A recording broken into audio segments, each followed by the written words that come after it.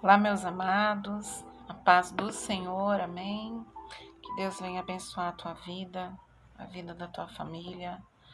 E eu sei que você está esperando aí uma resposta de Deus. Deus, ele entrará com uma resposta na tua vida, amém. Eu quero contar um pouco da minha história hoje para vocês. Talvez você esteja passando por uma situação aí delicada, né, onde você talvez não veja a solução, mas saiba que Deus tem solução para os teus problemas. Ele é um Deus de socorro, um Deus que age na hora certa. Assim como Ele agiu na minha vida, Ele vai agir na tua vida. Amém? Meus amados, antes eu quero deixar também uma mensagem aqui no livro de Êxodo, tá bom? Que fala do Cântico de Moisés, está no capítulo 15, o versículo 11. Ó Senhor, quem é como tu entre os deuses? Quem é como tu, glorificado em santidade, terrível em louvores e operando maravilhas? Deus, ele é incomparável. Não há outro Deus igual a ele. Amém? Ele agiu assim na minha vida, sabe? Se mostrando que ele é incomparável. E por isso que eu escolhi esse versículo, porque ele vai de acordo com aquilo que eu já vivi na minha vida, sabe? Quando eu já não tinha mais forças, Deus, ele veio, ele se mostrou como ele era. E é por isso que eu vou contar a história, né, para vocês. E também as quedas que eu tive espiritualmente. Então, no ano de 2020, foi o ano da minha separação. Naquele ano, eu me separei. Eu fiquei com as minhas duas filhas. E naquele mesmo ano, eu perdi a minha mãe também, no ano 2020.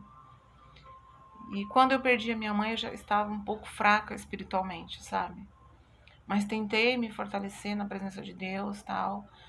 E naquela época também eu estava fazendo a faculdade de pedagogia. Eu trabalhava e eu fazia estágio. Então a minha vida era muito corrida, então eu corria de um lado para o outro, sempre estava, sabe, assim, eu vinha na minha casa, porque eu tenho minhas duas filhas, ficava mais ou menos uma hora, eu já ia para outro trabalho. E mais independente da situação que eu estava vivendo, o negócio era o que estava dentro de mim, sabe? E eu passava por tristeza, tal, mas eu era como se eu colocasse uma capa, assim, sabe? E eu estudava, ou perdão, na época que eu fazia estágio, eu também fazia estágio com uma menina que ela era estudante de psicologia. Eu era pedagogia, ela psicologia. E ela falava assim para mim: "Como que você está aguentando passar por tudo isso?" Eu sabia que eu tinha um Deus que estava me sustentando ali, sabe? Nas mãos dele, na destra das mãos dele. Porque não é possível que eu estivesse passando por tanta situação e a minha, tipo assim, sabe quando sua mente ela tem que manter sã? Era assim que eu tinha que estar. Eu não me importava mais com o resto. Só que aí fui me firmando e tal, mas quando foi no ano 2021 eu tive uma queda espiritualmente. Não conseguia mais ir para a igreja, não conseguia ler a Bíblia, nada disso. E aí foi piorando um pouquinho mais, tal. Passou o ano e no ano 2022 foi onde Deus me tocou verdadeiramente. Eu comecei a ter problema de saúde e eu voltei para a presença dele, porque eu achava que eu ia morrer. Então eu já não pensava mais em mim, pensava na minha geração. E eu lembrava sempre de um versículo que tem no livro de Atos dos Apóstolos, né? Se credes, será salvo tu e a tua casa. Então eu falava: Senhor, já não é mais só por mim, é pela minha geração. Então eu fui me firmando e conforme ia passando os dias, eu me via cada vez mais firme na presença de Deus, embora a minha saúde ainda estava debilitada. Só que também nesse período eu conversei com o pastor da igreja, porque como as pessoas sempre vinham conversar comigo sobre os problemas que elas tinham, e eu conversava, eu aconselhava, eu pedi um espaço para o meu pastor, né? Eu falei: será que eu não posso ter um espaço na igreja no qual eu venha conversar com as pessoas e ajudá-las espiritualmente fazendo oração? E aí foi onde eu abri esse espaço, meu pastor concordou, eu abri esse espaço, todo sábado eu ia, né?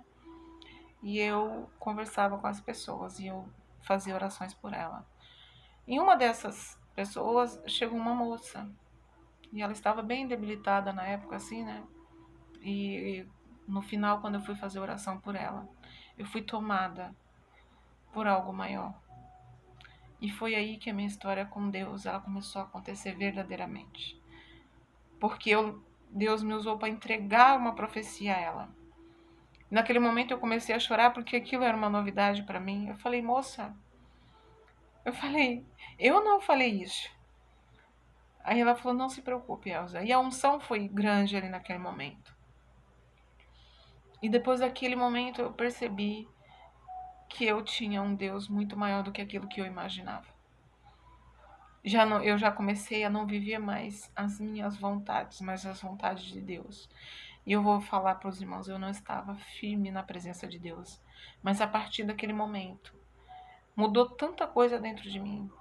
Eu tive uma certeza tão grande de quem era Deus, de quem Ele é hoje, que foi motivo assim da minha vida mudar para sempre. Eu ainda não estou com a minha história completa, porque Deus tem grandes coisas para fazer. Mas eu posso te garantir que a minha saúde ela voltou, a minha felicidade ela voltou. Eu sou uma pessoa muito chorona, eu sou muito quebrantada, mas hoje em dia eu tenho uma felicidade verdadeira, porque Deus ele se mostrou para mim e é como se eu não vivesse mais a minha vontade, mas a vontade de Deus sobre a minha vida. E é por isso que eu quero te falar também.